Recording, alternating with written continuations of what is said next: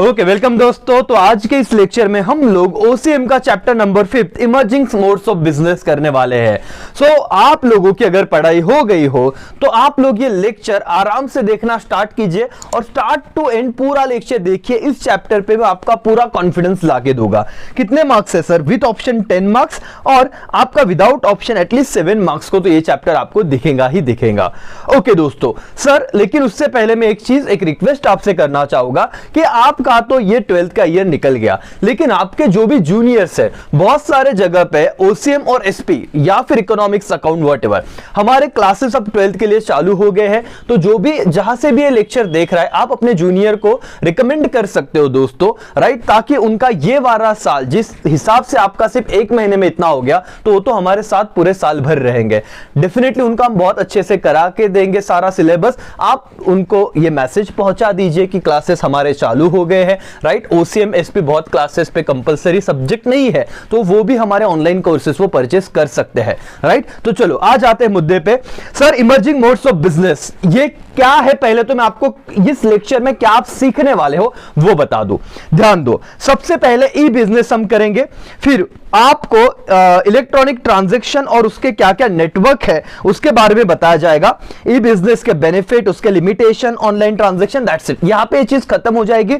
Important बात चालू होती है आउटसोर्सिंग से, जिसमें आप लोग जनरल आउटसोर्सिंग का मतलब समझोगे पॉइंट नंबर 6 में। पॉइंट नंबर 7 में हम लोग फॉर्म्स ऑफ आउटसोर्सिंग समझेंगे, जिसमें बीपीओ, केपीओ और एलपीओ ये 3 चीजों के बारे में मैं आपको एक्सप्लेनेशन दूंगा, फटाफट आपका रिवीजन करा के दूंगा। और जैसे ही ये 3 बातें खत्म हुई आपका चैप्टर नंबर 5 डन। तो टोटल 9 पॉइंट तक हमको जाना है दोस्तों। मैं सीधा आउटसोर्सिंग से चालू कर सकता था, लेकिन ऐसे नहीं करते, सीधा लाइन बाय लाइन जाते हम लोग। मैं सारी बातें आपको कराऊंगा। पूरा मोटिवेशन रखिए, पूरा कॉन्सेंट्रेशन यहीं पे रखिए। 10 मार्क्स मालिक मेरे साथ कुछ ही मिनटों में आपके कवर हो जाएंगे और कॉन्फिडेंस आएगा वो अलग से, ठीक है। तो क्या बिना समय गवाए हम लोग शुरुआत करें क्या? Yes sir. आपकी टेक्स्ट बुक भी साथ में रखना, अगर जरूरत पड़े तो आप लोग वहां पे भी उसको रेफर कर सकते। पेज नंबर 97 98 पे आप आ जाइएगा। ओके चलो फटाफट, क्या आप लोग तैयार हो? क्या रिवीजन स्टार्ट करें? Yes sir. चलो सबसे पहले पॉइंट को हम डील करते हैं जो ई बिजनेस के बारे में बोलते हैं। कौन से पॉइंट मोटे मोटे तौर पे याद रखने की जरूरत है? सबसे पहला sir, it is an abbreviation of electronic business. First point, चलो मेरे साथ आपको रिवाइज करना है एवरीवन। पूरा कॉन्फिडेंस आपका चाहिए, पूरा कंसंट्रेशन आपका चाहिए, पूरे और बाकी के थॉट दिमाग से बाहर चाहिए। सर पास्ट का और फ्यूचर का मत सोचो, प्रेजेंट पे रहो। लास्ट टाइम बता रहा हूं सबका फोकस यहीं पे। एवरीवन क्या आप रेडी हो? Yes sir. चलो पहला पॉइंट हमारा है e business. It is abbreviation of what? Electronic business. First time e business जो यूज हुआ था क्या सर? IBM in 1997। याद रखो, it is means using internet to connect people and process. दोस्तों एक जमाना था जहां पे इंटरनेट का दूर दूर तक कोई संबंध नहीं हुआ करता था। अगर इंटरनेट नहीं होता, जरा सोचिए क्या आप और मैं कनेक्ट हो पाते क्या? राइट, मतलब आज हजारों, मोर देन 25,000 स्टूडेंट हमसे अगर जुड़ चुके हैं। ये किसकी वजह से सर? इंटरनेट की वजह से। ये ताकत है इंटरनेट में कि इंसान को कहां से कहां लेके जाता है। और ये हम लोग आज के एरा में है, लेकिन सर जब 1990 का जब टाइम था वहां पे बहुत डिफिकल्टीज थी। ई बिजनेस आ गया लेकिन लोग उसको एक्सेप्ट नहीं कर रहे थे, राइट। आज आप फोन पे, गूगल पे से इजीली पेमेंट कर पाते हो, लेकिन उस वक्त सर ये पेमेंट सोचना मतलब लोगों को यही डर था कहीं फ्रॉड ना हो जाए हमारे साथ। सो ऑनलाइन ट्रांजैक्शन पे लोगों का बिल्कुल भी भरोसा नहीं होता था। ये चैप्टर थोड़ा समझिए। ये चैप्टर सर सिर्फ एग्जाम ओरिएंटेड तो पढ़ना ही है। रेगुलर में मैंने बहुत प्रैक्टिकल बातें भी बताई थी कि कैसे आज आप घर पे बैठ के जैसे कि हजारों बिजनेस करके आप अर्न कर सकते हो। लाखों ऑप्शन है, करोड़ों ऑप्शन है सर, सिर्फ हमको समझना चाहिए। समझ में और इसने बहुत काम आसान कर दिया है। थोड़ा समझ के, अब मैं बहुत बह नहीं जाता भावनाओं में, टू द पॉइंट रहना है। तो आपका revision lecture with in time खत्म होगा, लेकिन जहां मुझे लगेगा कि आपको कंसेप्ट समझाना है वो कंसेप्ट में बताऊंगा, डिटेल में बताऊंगा। Sir it's means using internet to connect people and process. It uses web, internet, intranet and extranet. Yes sir, यहां पे समझाने की बात है। आप अपने टेक्स्ट बुक में भी देखोगे, वहां पे भी आपको ये वर्ड मिलेंगे। आपको वेब तो समझ गया, इंटरनेट तो समझ गया। सर ये इंट्रानेट और एक्स्ट्रानेट क्या स्पेलिंग मिस्टेक हो गया क्या? नहीं दोस्तों, आप और मैं कनेक्ट है इंटरनेट के थ्रू। इंट्रानेट क्या सर, इंटरनेट का स्पेलिंग गलत है क्या? नहीं, ये विद इन द ऑर्गेनाइजेशन सिर्फ मेरे ही लोग यूज कर सकते हैं, ऐसा मैंने एक नेटवर्क क्रिएट किया, दैट इज द इंट्रानेट। और जब मैंने उस नेटवर्क में कुछ थर्ड पार्टीज को, जैसे सप्लायर्स को, वेंडर को परमिशन दी कि आप भी इस नेटवर्क में आ सकते हो, आपको भी हम एक्सेस देंगे, तो उस लिमिटेड में कोई और लोग ऐड कर देते, दैट इज द एक्स्ट्रानेट, कि बाहर की पार्टी भी इन्वॉल्व हो रही है। पूरी दुनिया के लिए इंटरनेट, सिर्फ हमारे ऑर्गेनाइजेशन के लोगों के लिए इंट्रानेट, उसमें कोई बाहर का लोग आ गया, उसको थोड़ा परमिशन दिया, सप्लायर वेंडर वगैरह, एक्स्ट्रानेट। समझा? तो ये वर्ड याद रखो, चलो मेरे साथ। It use web, internet, intranet and extranet, etc., and it's derived from the terms email and e-commerce. And last one, app used in e-business transaction like phone pay, Google पे, Swiggy, ओला etcetera. आप अपने phone पे ही बहुत सारे चीज अगर आप देखोगे तो अपनी दुनिया ही इसमें आने लगी। अब ये क्यों पॉसिबल हुआ मालिक? ई बिजनेस की वजह से या इंटरनेट की वजह से। समझ में आया क्या? पहला पॉइंट मेरा डन हो गया क्या? एवरीवन मेरे साथ, ओसीएम का अलग कॉन्फिडेंस आप लोगों के साथ, हम दोनों को मिलकर उस चीज को साथ में खत्म करना है। कॉन्फिडेंस अलग लेवल पे होना चाहिए। पहले 7 पॉइंट, पहले 4-5 पॉइंट जो मैं रिवाइज कराऊंगा। एवरीवन चलो कॉन्सेंट्रेशन यहां पे। E-business, point number 1. It is an abbreviation of what? Electronic business. First time used by IBM in 1997. E-business कब IBM ने first time use किया था? 1997. Okay, it means using internet to what? Connect people and what? Process. Underline करना. फिर it uses the web, internet, intranet, extranet, etc. It's derived from the email and e-commerce and use app, Google पे, phone पे वगैरह। आप अपने text book में जाइए और उतना पार्ट मालिक खत्म कर दिया है, बात खत्म हो जाती है आपकी, राइट? जो आप लोग यहां पे छोड़ रहे थे बातें को, ये ई बिजनेस का टर्म अब यहां पे खत्म हो चुका है। सारी बातें पढ़े, जो आपको बोर हो रहा था यहां पे मैंने खत्म करके दिया है। आगे जाता हूं मैं। इलेक्ट्रॉनिक ट्रांजैक्शन एंड नेटवर्क क्या है सर? फाइंड ऑड वर्ड में मैंने टेलीग्राम चैनल पे एक क्वेश्चन पोस्ट किया था। बहुत सारे बच्चों ने सही आंसर दिया, लेकिन बहुत सारे बच्चों ने गलत भी आंसर दिया। क्या होता है सर? समझो, कितने अलग अलग हम नेटवर्क्स के बारे में बात करेंगे। ये आपको आ जाता है यहाँ पे स्कोप ऑफ ई बिजनेस में। आप जब देखते हो, view from this perspective, electronic transaction and network can be visualise as divided into 6 direction as follow. 96 page number पे आ जाओ।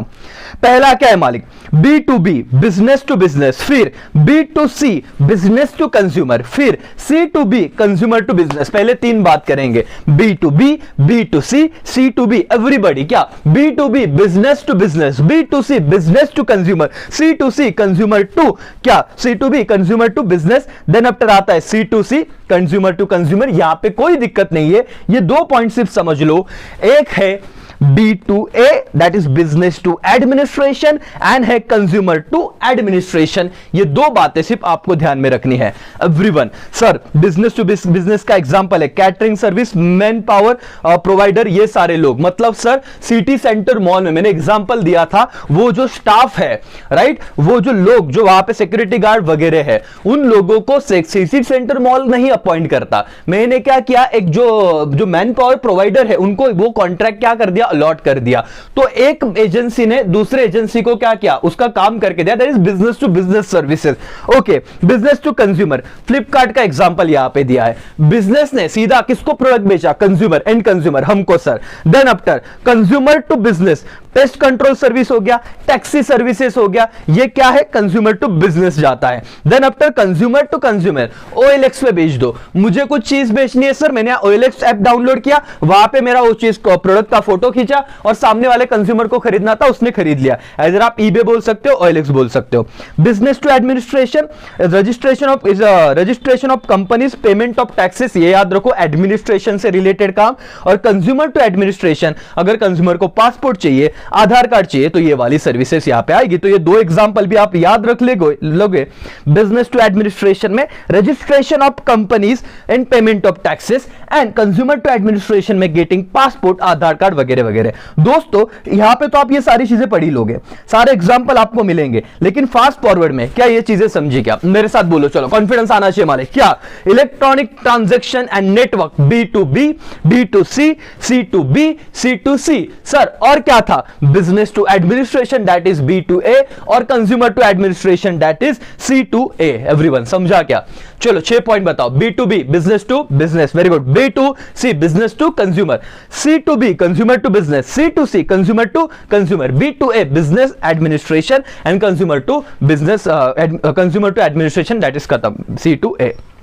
सर बेनिफिट्स क्या बताओ, कितने सारे बेनिफिट है मालिक, फटाफट। इजी फॉर्मेशन, सर अगर मुझे आज मेरे प्राइवेट क्लासेस चालू करने हैं, पहले क्लास रेंट पे लो, बेंचेस डालो, एसी लगाओ, लाइट लगाओ, बहुत सारी चीजें करनी पड़ेंगी, बराबर कि नहीं, सीसीटीवी कैमरा लगाओ, लेकिन इलेक्ट्रॉनिक फॉर्म में मैं यहां से आपको मेरे स्टूडियो में आप अपने घर पे बैठ के मुझसे पढ़ रहे हो, क्या ये इजी नहीं हो गया? मैंने बिजनेस मेरा यूट्यूब पे चालू कर दिया, और सर क्या हो गया कि आप लोग इजीली प्रोडक्ट मेरे ऐप पे खरीद रहे हो, अमोर कासा एकेसी ऐप से, तो आप, मैंने सिर्फ एक ऐप खरीद लिया, मेरा पूरा बिजनेस चालू हो गया, तो मेरा इन्वेस्टमेंट बच गया ना, समझ में आ रहा है?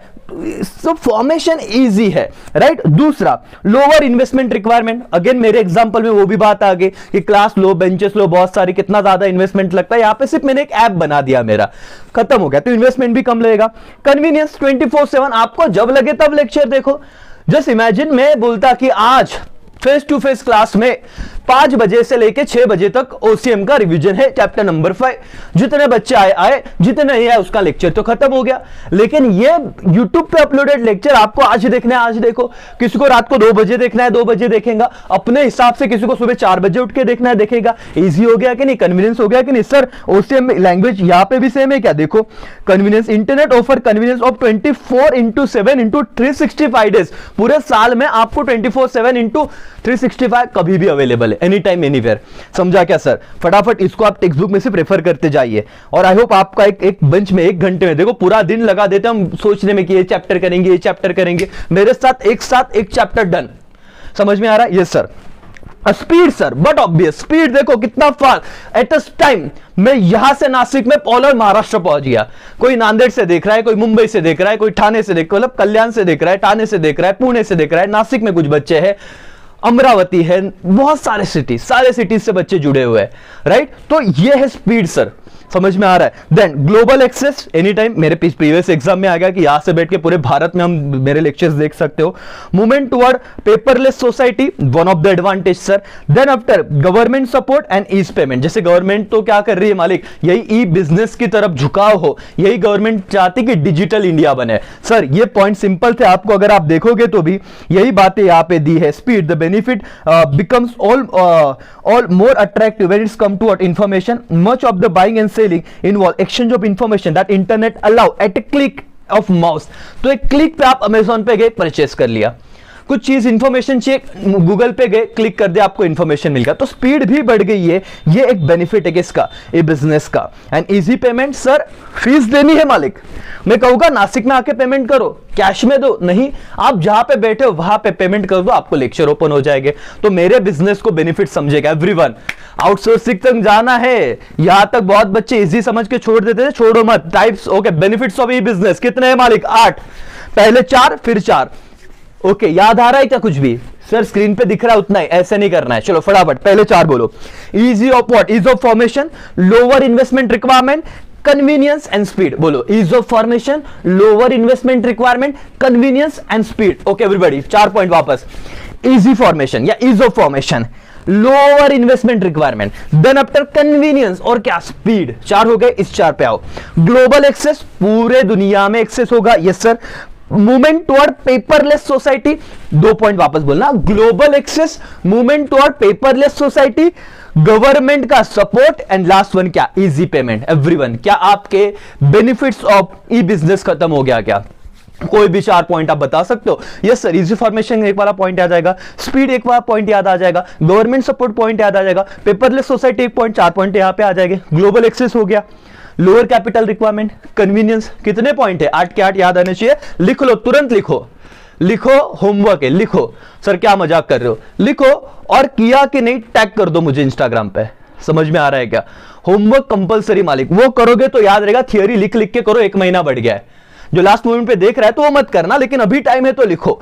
सर आंखें बंद करो, क्या लिखना है sir? Benefits of E business, सिर्फ हेडर लिख लो, बाकी तो आप एक बार पढ़ के ये चीज तो लिख ही दोगे। समझ में आ रहा है क्या मालिक? यस। चलो तो बेनिफिट्स खत्म सर, लेकिन उसी के साथ लिमिटेशन है, लैक ऑफ पर्सनल टच। मालिक नासिक का जब बैच होता है हम लोग ट्रिप पे जाते हैं, आप देखो मेरे फोटोज, आप इंस्टा पे देखोगे तो हमारे कुछ बच्चों के साथ कभी हम क्रिकेट खेलने चले गए, कभी ट्रैक पे चले गए, तो ये पर्सनल टच बनता है, एक फैमिली बन जाता है। नो डाउट कि अपना भी एक वर्चुअल फैमिली है, लेकिन आप मुझसे जानते हो, लेकिन ये प्रॉब्लम क्या है कि मैं हर किसी को नहीं जान पाता। हर एक लेक्चर 5, 6, 7 हजार बच्चे देख रहे, लेकिन हर एक पर्सन को तो मैं नहीं जानता। जो नासिक है उन्हें ही जान रहा हूं, दो कि मुझे सब जान रहे, तो पर्सनल टच कहीं ना कहीं मिसिंग है, जो हम कुछ राइट इनोवेशन करके वो भी बनाएंगे। बट एक पॉइंट है, लैक ऑफ पर्सनल टच, ये क्या है लिमिटेशन, इसको आईएमपी करो मालिक। क्यों बोर्ड वाले क्या करते हैं पता है कि ये वाला तो सब वो बोल देंगे, बेनिफिट्स सब लिखेंगे, फेंक देंगे, लेकिन लिमिटेशन आया ना तो बच्चे लिख नहीं पाते। आईएमपी कर दो इस क्वेश्चन को। Lack of personal touch, high risk, yes sir. एक चीज ये भी है कि सपोज इंटरनेट के जमाने में बिजनेस में रिस्क हो सकता है क्या, कि सपोज आपने मतलब साइट हैक हो जाना, राइट, पेमेंट क्या कहीं किधर क्या किधर और चला गया, एंड सो ऑन, बहुत सारी बातें। गवर्नमेंट इंटरफेरेंस हो जाता है, सब व्हाइट में आता ना। उसके बाद डिलीवरी टाइम में प्रॉब्लम हो सकता है, सिक्योरिटीज इशू आ सकते हैं। तो 5 ही रिस्क है क्या sir, lack of personal touch, high risk, government interference, delivery time and security issue. फटाफट सर यहां पे देखो रिस्क की बात करेंगे तो government interference, sometime government monitoring can lead to interference in the business. High risk involve as there non direct contact between the parties. In case of fraud it's become difficult to take legal action, क्योंकि कहां से किसने fraud क्या यही नहीं समझता, उसका jurisdiction ही पता नहीं चलता। देन आफ्टर सिक्योरिटी इशू भी इजी था। ये 5 पॉइंट है, सिर्फ एक बार पढ़ लेना अच्छे से। 5 पॉइंट सर, एक पॉइंट बता देते हो क्या तो आपके साथ हो जाएगा। चलो डिलीवरी टाइम पढ़ता हो। The delivery of the product take time. In traditional business, you get the product as soon as you pay it, but that doesn't happen in online business. Sir क्या लिखना है समझ में आ रहा है? मेरे दोस्त का बर्थडे है, मेरे दोस्त का बर्थडे, उसे गिफ्ट देना है।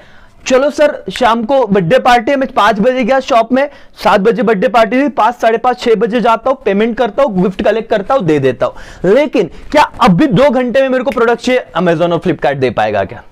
प्राइम मेंबर्स को सर्विस है विद इन 24 आवर, लेकिन अभी इमीडिएट 1 घंटे में। तो डिलीवरी टाइम कंपेयर टू जो मैं ट्रेडिशनल वे में ले सकता हूं उससे तो ज्यादा लग रहा है कि नहीं? हाँ, तो ये ऐसे लिखना है, एक बार सिर्फ पढ़ो, अंदर का लैंग्वेज बिल्कुल डिफिकल्ट नहीं है। अब फास्ट लेक्चर है, रिवीजन टाइप बनाना है, इसलिए मैं सारी चीजें तो इन डिटेल नहीं बता सकता, लेकिन इमेजिन रेगुलर लेक्चर में क्या मजे किए रहते अपन ने। समझ में आ रहा है क्या? Yes sir. This time leg often discourage the customer. Yes sir, क्या 2 घंटे में प्रोडक्ट नहीं आता तो डिस्करेज कर देगा। That is Amazon now assure 1 day delivery. This is an improvement but does not resolve the issue completely. Yes sir, 1 दिन में तो आ जाएगा, लेकिन 1 घंटे में अब तक उन्होंने रिजॉल्व नहीं किया इस इशू को। मालिक डिलीवरी टाइम वाला रिस्क समझा क्या? एवरीवन कनेक्ट हो रहे हो क्या आप इस पॉइंट से? Limitation of E business easy लग रहा है क्या? देखो मैं पढ़ा रहा हूं, डिलीवरी टाइम वाला पॉइंट पहले दिमाग में नहीं गया, अब दिमाग में गया। हाँ सर, सिक्योरिटी इशू एक बार पढ़ लो, legal personal touch, sorry lack of personal touch, high risk and then after क्या? Government interference. That's it. 5 risk है, 8 बेनिफिट है। एवरीवन क्या पहले पॉइंट पे सारी चीजें क्लियर है क्या? ई बिजनेस का थोड़ा बहुत इंट्रोडक्शन, फिर B2B, B2C, C2B सारे वाले वो पॉइंट कर लिए, बेनिफिट्स पढ़ लिए, और क्या पढ़ा? लिमिटेशन। टाइम देख लो कितना कम टाइम है, कितना कम टाइम लगा, और ऐसे भी नहीं कि आपने बहुत उड़ाया, चीजों को समझा है। ये तो बहुत फास्ट ट्रैक लेक्चर है, फिर भी इतना अच्छे से आप समझ रहे हो, तो कितनी होशियार आप लोगों, थोड़ा अपने आप पे खुद की पीठ थिपथपा लो, कह रहे भाई हाँ सच में हमें भी टैलेंट है। चलो आगे बढ़ते हैं, नेक्स्ट पेज, ऑनलाइन ट्रांजैक्शन। इस पे एक एमसीक्यूज आता है मालिक कि प्रोसीजर बताओ, फर्स्ट प्रोसीजर क्या? ऑनलाइन ट्रांजैक्शन क्या? सीक्वेंस में, करेक्ट सीक्वेंस में इसे लिखो। तो सबसे पहले रजिस्टर करेंगे, फिर ऑर्डर को प्लेस करेंगे, और फिर पेमेंट करेंगे। वाह सर, ये क्या नई बात बता दी। आपके ओसीएम के इस पेज पे चले जाना सर, यहां से क्वेश्चन आ जाता है, क्या मैं बताऊं ही क्या? पढ़ने को तो इतना बड़ा पेज है, लेकिन कोई दम नहीं है इसमें। नॉर्मल सारी बात यहां पे ना, 1 वर्ड के लिए क्या आता है पता है? मैं वो भी आपको बता देता हूं, जस्ट अ मिनट। या आपको वो भी चीजें मैं बता देता हूं, डिजिटल कैश वाला आता है। ध्यान दो, मेरे साथ लेक्चर कर ही रहे हो तो मैं चाहूंगा कि आपको कम से कम टाइम में बेस्ट दूं। Digital cash is a form of electronic currency that exists only in cyberspace and has no real physical properties, but offer the ability to real currency in the electronic format. जान दो, जो सिर्फ cyber space में currency exist करती है without any physical properties, उसे क्या कहते हैं? Digital cash. मालिक एक बार सिर्फ वहां से पढ़ लेना। देखो डिजिटल कैश, यहाँ पे भी मेन बुलेट पॉइंट तो दे ही दिया है, समझ रहा है क्या एवरीवन? चलो, प्रोसीजर ऑफ ऑनलाइन ट्रांजैक्शन क्या क्या है? पहले रजिस्टर करेंगे, ऑर्डर प्लेस करेंगे, पेमेंट करेंगे। उसमें क्या है सर, कैश ऑन डिलीवरी रहता है, चेक रहता है, नेट बैंकिंग ट्रांसफर है, और क्या क्रेडिट और debit card, and then after digital cash. वो सिर्फ वन वर्ड में आ सकता है। समझा क्या मीनिंग? क्या it means transaction of buying and selling take place through the internet, it is called online transaction. खत्म हो गया मालिक। क्या आप लोगों को पॉइंट नंबर 5 समझा क्या? एवरीबॉडी यस और नो, यस और no? Yes sir. Online transaction, पहले मीनिंग लिखो कि बाइंग एंड सेलिंग क्या होते हैं, थ्रू इंटरनेट, उसे ऑनलाइन ट्रांजैक्शन कहते हैं। प्रोसीजर में रजिस्टर करेंगे, ऑर्डर प्लेस करेंगे, पेमेंट करेंगे, और पेमेंट के जनरल जो है कैश ऑन डिलीवरी, डिलीवरी मतलब आप बोलते हैं ना वो चेक से पेमेंट कर दिया, डेबिट कार्ड क्रेडिट कार्ड से कर दिया, डिजिटल कैश से कर दिया। वो तो आप लोग इमेजिन, आंखें बंद करो और फ्लिपकार्ट और अमेजोन पे कभी ऑर्डर किया होगा वो याद करो। ऐसे ही खत्म, मेन मुद्दा खत्म, पार्ट ए डन। लगता है तो ब्रेक लो, पानी वानी पियो। मेन दूसरा पार्ट बहुत जरूरी है, दैट इज आउटसोर्सिंग। 10 मार्क्स चाहिए ना, सारी चीजें लिखते आनी चाहिए ना, ध्यान दो। चलो आउटसोर्सिंग, सर पहले तो समझ लो आउटसोर्सिंग क्या होता है। आउटसोर्सिंग का सिंपल मतलब यह है कि मुझे मेरे बिजनेस में सारे एक्टिविटीज को एक साथ हैंडल करने जितना टाइम नहीं मिलता, ना तो मैं हर चीज में इतना एक्सपर्ट होता हूं। तो मेरे बिजनेस के 2 एक्टिविटीज होती है, एक होती है कोर एक्टिविटीज, एक होती है नॉन कोर एक्टिविटीज। मतलब सर जिससे मैं जिसको क्या कर सकता हूं, दूसरे पर्सन को अच्छी तरीके से काम करने को अलॉट कर सकता हूं। तो मालिक ध्यान दो, आउटसोर्सिंग मतलब आप किसी एक्सपर्ट को क्या दे रहे हो, प्रोडक्ट, मतलब वो काम करने के लिए प्रोवाइड कर रहे हो, मतलब वो काम दे रहे हो, सौंप दे रहे हो, और वो अच्छी तरीके से करके देगा। सर एग्जाम्पल देते हो, बहुत बार आपके घर पे सुबह सुबह घंटा गाड़ी आती होगी कचरा लेने के लिए। ये क्या है, आपके यहाँ के जो भी म्युनिसिपल कॉर्पोरेशन है, उन्होंने एक एजेंसी को एक काम आउटसोर्स कर दिया है, जो गाड़ियां भी वही लाएंगी, लोगों को अपॉइंट भी वही करेंगे, और पूरा कचरा उठा के एक पर्टिकुलर जगह पे ही लेके जाएंगे। Outsourcing. Sir city centre mall का एग्जांपल मैं लेता हूं, वहां पे जितने भी वर्कर, सिक्योरिटी गार्ड्स आपको दिख रहे हैं, वो सिटी सेंटर मॉल कभी भी अपॉइंट नहीं करता, वो क्या करता है, एजेंसी को दे देता है। तो जो इंप्लॉइज प्रोवाइडर करती है जो एजेंसी, वो क्या करती है, उन इंप्लॉय को ट्रेन करना, उनको यूनिफॉर्म देना, उनको सैलरी देना, ये सब उस एजेंसी का काम है जिसने सीसीएम को वर्कर प्रोवाइड किए हैं। और सीसीएम किससे बात करेगा, सिटी सेंटर मॉल बड़े बड़े, वो सिर्फ वो एजेंसी से कॉन्टैक्ट करेंगे, उनको कुछ लेना देना नहीं, उनको 100 लोग चाहिए तो चाहिए, वो सब हैंडल किसे करना है, सिटी सेंटर मॉल को। तो क्या किया मालिक, मैंने पूरा लोड कम कर दिया। मैं हर दिन ये नहीं देखते बैठूंगा कौन आया कौन नहीं आया, तेरे को यूनिफॉर्म नहीं है, तेरे को शूज नहीं, नहीं नहीं नहीं नहीं, देख लेंगे एक्सपर्ट। इससे एक्सपर्ट सर्विस मिलती है, और सीसीएम अपने मतलब अपने एफिशिएंसी पे ध्यान दे पाता है इंसान। समझ में आया? That is outsourcing sir. समझते अभी? चलो रेगुलर लेक्चर नहीं है, फिर भी मैं ट्राई कर रहा हूं कि आपके पास थोड़ा टाइम ज्यादा है अभी, तो आप डिटेल में देखो। सर यहां से बहुत मेहनत चल रही है, राइट? सच में आपको फायदा हो रहा है, मैक्सिमम शेयर करो, राइट? आपके लाइक्स कमेंट हमें मोटिवेट करते हैं, यही एक चीज है, राइट? ओके, कोई मॉनिटरी बात तो हम ले नहीं रहे, सो प्लीज शिद्दत से आप देखो, ये एक बहुत बड़ी बात है। ओके मालिक, चलो आउटसोर्सिंग पढ़ना चालू करें। यस सर, इजी है ना? चलो, it is the process of contracting some business function to the specialised agency. Simple, एक ऐसा प्रोसेस है जहां पे आप अपने बिजनेस फंक्शन को किसी स्पेशलाइज्ड एजेंसी को काम करने के लिए सौंप देते हो। क्या? It is the process of contracting some business function, सारे नहीं, अंडरलाइन करना, some business functions to the specialised agency. पहला पॉइंट लर्न हो गया, मेरे साथ ही कर लो। It is a process of what, contracting some business functions to specialised organisation, that is outsourcing facilities like canteen का, सैनिटाइजेशन का, सिक्योरिटी का, वेडिंग प्लानिंग का, आपने सारा काम आउटसोर्स कर दिया। सर मैं घोड़े नहीं खरीद लेता, मैं बैंड बाजा नहीं खरीद लेता, मैं आउटसोर्स कर देता हूँ। काम होता है, वो आएंगे, मतलब वो पर्टिकुलर चीज लेके आएंगे, कैंटीन वगैरह का वो सबको खिलाएंगे, जैसे ही काम हुआ मैं पेमेंट करूंगा, वो निकल जाएंगे सारे बर्तन लेके। मैंने खरीदा था क्या? नहीं सर। एडवांटेज समझते हैं, फटाफट बताता हूं ताकि कम से कम टाइम में आपका खत्म हो। मालिक रेगुलर सेशन है, लेकिन आप अपने पेज नंबर कंटिन्यूअस यहां पे रहोगे, मैं जैसे पॉइंट बता रहा हूं आप एक एक पॉइंट पढ़ोगे और उसको क्रॉस चेक करते जाओगे, बराबर? चलो ध्यान दो। ओवरऑल कॉस्ट एडवांटेज क्या है मालिक? पहला, it reduce cost and also save times and efforts on training cost. Page number 101 पे आ जाओ। क्या आपका क्या चेंज हो जाता है? आपका कॉस्ट कम होता है, टाइम सेव होता है, तो ये एक लाइन में लिखना है, ट्रेनिंग कॉस्ट भी कम होता है, लिखते आएगा। Advantage of outsourcing, yes sir, overall cost advantage. और क्या लिखा आपने टेक्स्ट बुक का ही लैंग्वेज, क्या? It reduce the cost and also save time and efforts on training, ये भी क्या करेगा? सेव करेगा। Simulate entrepreneurship, employment and what export. Sir क्या है? Outsourcing simulate ownership, employment and export in the country, तो आपको इसमें वो इन्वेस्टमेंट डेवलपमेंट कराता है। मैन पावर का कॉस्ट कम होता है, low man power cost, access to professional, expert and high quality services. जितना अच्छे से काम वो जो एजेंसी जो मैन पावर प्रोवाइड कर रही है, वो उसको जो नॉलेज है ना पिछले 10 साल से उसी फील्ड में हो, तो प्रोफेशनल सर्विस आपको मिलता है कम से कम कॉस्ट में। Emphasis on the core process rather than supporting ones, right, तो इस पे ज्यादा उसका फोकस रहता है। सर पढ़ लेते हैं। With the help of companies can focus on their core area which lead to better profit and increase the quality of their product। Sir क्या होता है कि आज अमूल का सर जब पढ़ा रहे हैं तो उनका पूरा का पूरा काम सिर्फ पढ़ाने पे चाहिए सर बाकी के जो एडमिनिस्ट्रेशन के काम है वो आउटसोर्स कर दो भाई, तो आप लोगों को ना उसमें टाइम नहीं जाएगा। कॉलिंग का काम आउटसोर्स कर दिया सर, बाकी इंक्वायरी हैंडलिंग आउटसोर्स कर दिया, तो मेरा काम किस पे रहेगा? सिर्फ पढ़ाने पे। नहीं तो आधा दिन में आधा टाइम में वही करते रहोगे तो तुमको कब पढ़ाऊंगा, तुम्हारे ये लेक्चर कब रिकॉर्ड करूंगा? तो emphasis on what? Core process rather than supporting one.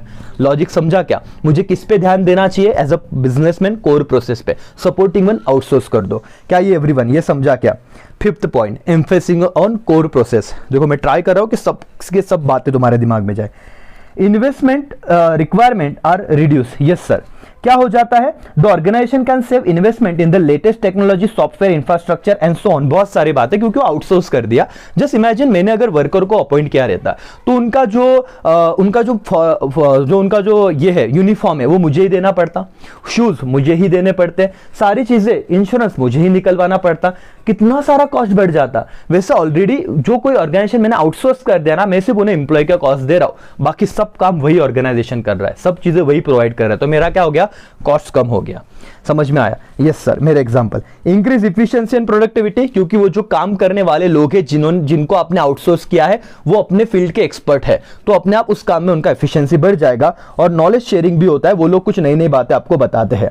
मालिक एक बार सिर्फ यहाँ पे रीड कर लो, सारे पॉइंट है, आपको मेरे साथ सिर्फ ये चैप्टर खत्म करना है, ये आज का पर्पस है। पॉज करके पढ़ो, मेरा लेक्चर देखो, 7 पॉइंट खत्म हो गए, बात खत्म। सर 8 पॉइंट खत्म हो गए। Pay attention. एडवांटेजेस कितने पॉइंट है? 8। पहला क्या है? Overall cost advantage. दूसरा, एंटरप्रेन्योरशिप को बढ़ावा देगा, लो मैन पावर कॉस्ट होगा, प्रोफेशनल और एक्सपर्ट सर्विसेज आपको मिलेगी, हाई क्वालिटी सर्विसेज कम से कम प्राइस में। आपको एम्फेसिस करना है कोर प्रोसेस पे और सपोर्टिंग एक्टिविटी को आउटसोर्स कर देना है।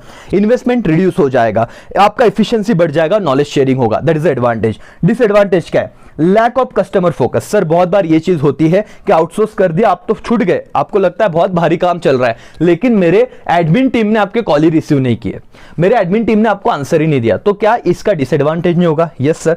Lack of customer focus, outsource vendor में be catering to the need of multiple organisation at a time. तो जैसे उसने मेरा काम लिया है वैसे उसने हजारों और ऑर्गेनाइजेशन का काम लिया होगा, तो हो सकता है वो लॉयल ना रहे। लॉयल मतलब वो मेरे काम पे जस्टिस ना दे, सबको आधा काम करे। दूसरा, threat to security and confidentiality, the confidential information of the organisation may be leak to the third party, so there is a security issue. Yes मालिक, पॉइंट क्या था? Threat to security issue. समझ रहा है क्या? हो सकता है मेरी इंफॉर्मेशन काम की लीक हो जाए। डन? एवरीबॉडी समझ रहा है? यस। डिससैटिस्फैक्टरी सर्विसेज, एथिकल इश्यू हो सकते हैं, लैक ऑफ कम्युनिकेशन हो सकता है, poor quality and delay services. ये 5 पॉइंट है। अब एक एक बार पढ़ना है, आपको सारे पॉइंट समझ जाएंगे।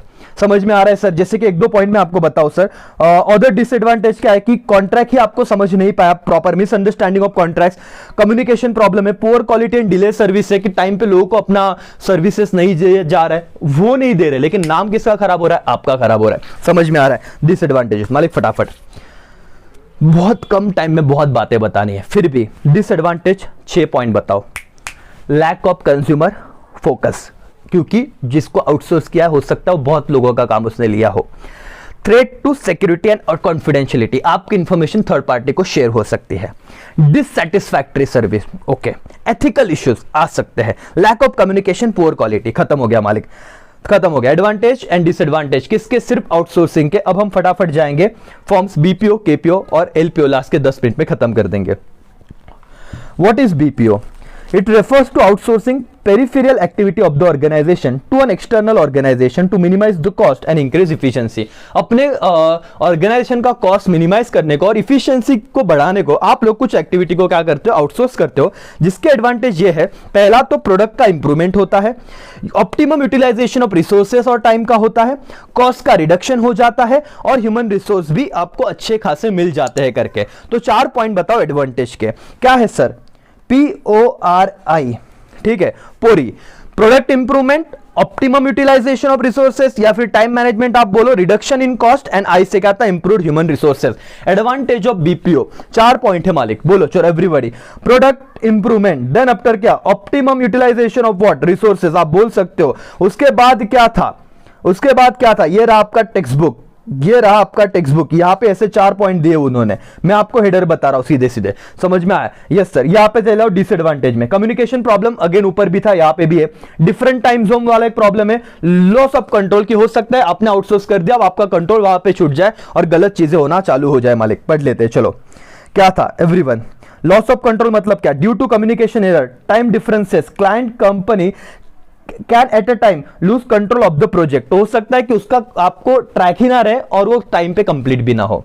सिंपल था, खत्म हो गया। चलो आगे बढ़ते हैं फटाफट, इतना स्क्रीनशॉट निकाल लो, फटाफट पढ़ो एक बार। CDL, communication problem, different time zone और लॉस ऑफ कंट्रोल। एक बार टेक्स्ट बुक में देखो, फटाफट खत्म हो जाएंगे। इससे आपको ये समझा कि 4 पॉइंट एडवांटेज के, 3 पॉइंट डिसएडवांटेज के।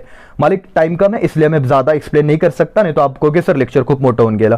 ठीक है सर, बीपीओ खत्म हो गया। उसके बाद 8वां point, knowledge process outsourcing, KPO। इस पे थोड़ा अपन डिस्कस करेंगे। क्या है सर? एक क्वेश्चन आता है इस पे, पहला ही क्वेश्चन है, पहला ही लाइन है, KPO is a subset of dash dash. तो KPO किसका सबसेट है? BPO का। शांति से बता रहा हूं, सुन लो।